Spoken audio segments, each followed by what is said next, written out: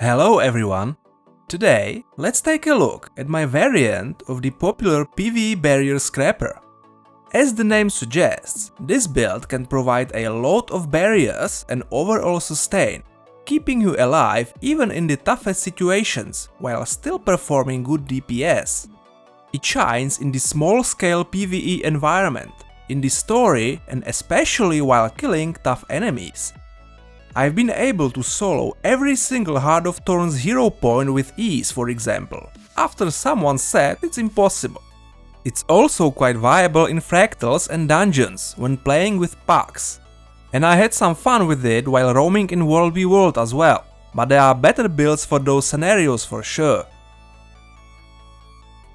This build has many variants. Mine is a bit on the defensive side. I've picked a combo of Diviner and Berserker gear for the perfect mix of offensive power and maximum boon duration, with Scrapper runes for some extra damage reduction. With the full Ascended or Legendary, I use 6 pieces of Berserker armor and a Diviner hammer as well as a Diviner trinkets and a backpack. All infusions are plus power. With the food and utility buff, you will reach 99% boon duration, which is enough to maximize the duration of all boons you have. For the weapon sigils, go for the strength, which helps with stacking might, and concentration for boon duration. The exotic set is fairly easy to come by, since you can buy everything on the trading post.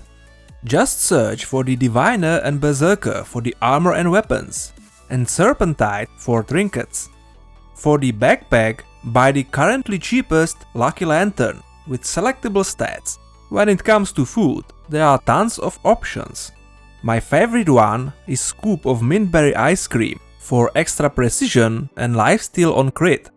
But otherwise you can go with anything boosting power and precision.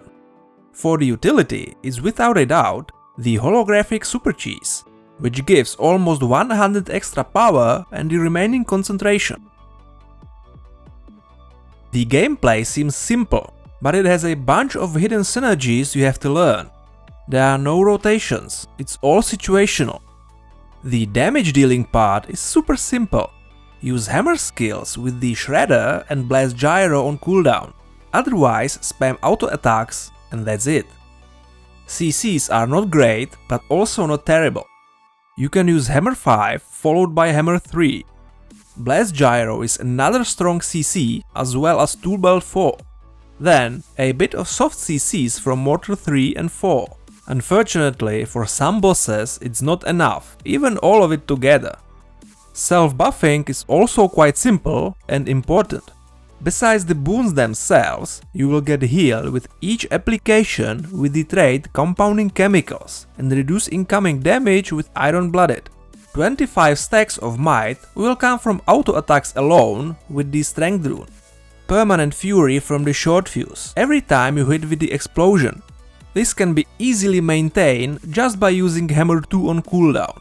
Tool Belt 3 provides a stability with about 50% uptime. Use it on cooldown, since active stability equals a 5% damage boost with the trait Object in Motion. The same trait does another 5% with active super speed. Its uptime management is a key to success. When you get super speed, you will also get quickness with the kinetic accelerators.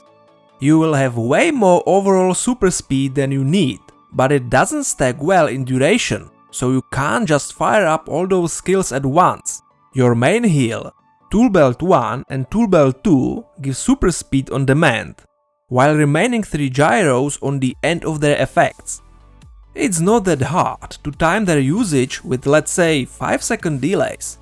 Every 30 seconds let your HP drop under 75% to activate the trait Hidden Flask. Besides Might and Fury, you don't need any extra. It gives resolution for extra damage reduction and swiftness, which is another 5% boost with the Object in Motion. Now let's take a look at barriers. The barrier is a temporary overshield that acts like extra health above your regular pool and depletes before it. The primary source of the barrier in this build is active gameplay, damage and dodging. With the trait Impact Savant, 5% of your damage is converted into the barrier. That's why it's important to maintain 25 stacks of might, fury and quickness all the time. More damage equals more barrier. The second comes from traits Explosive Entrance and Blast Shield. Every time you dodge in combat, your next attack explodes, deals damage and grants a bit of barrier. Therefore, dodge often. The third source is a Hammer 4. Besides blocking all incoming attacks, it deals 5 quick hits in very short range, and if they hit an enemy, you will get back some barrier. If you hit multiple enemies at once, it will be, well, multiplied. Works up to 5 targets. Use it anytime it's on cooldown, don't save it for blocks. The fourth comes from the emergency elixir that procs once you cross the 33% HP threshold. And the final one is Bulwark Gyro. It's almost as potent as a second heal. Again, use it on cooldown. Don't wait till your health drops too much. The barrier is not the only thing keeping you alive. Self-healing is just as important. The first source is obviously Medic Gyro, the main heal. But unlike with other builds, you have to use it proactively when it's on cooldown. Do not wait for your health to drop down.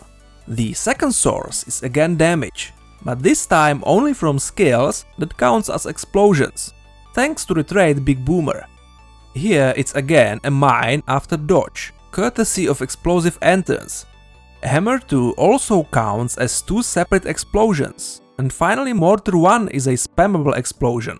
But to be honest, you will rarely need that one. The third source are water fields. You have 3. Medic Gyro, its tool belt 1 and Mortar 5. All those skills heal by themselves, but with the water field they provide, you can squeeze out some extra juice with combo finishers. Use Hammer 3 right after any of those skills for 2 health blasts. Mortar 1, Hammer 2 and Shredder Gyro inside the water field also stack loads of regeneration. Condition cleansing might be a bit issue here, but with all the barriers and self-healing, not that pressing actually, or at least I've never felt it. Every 60 seconds, trait Transmute cleanses 3 conditions, but that's about it. There is also Mortar 4. Plonk it on the ground and rapidly fire into it with Mortar 1. And that's all you need to know. I will admit, it's not exactly a beginner-friendly build, but on another hand, not the hardest one. It's very proactive and fun to play, probably the most enjoyable build I've ever played with the Engineer.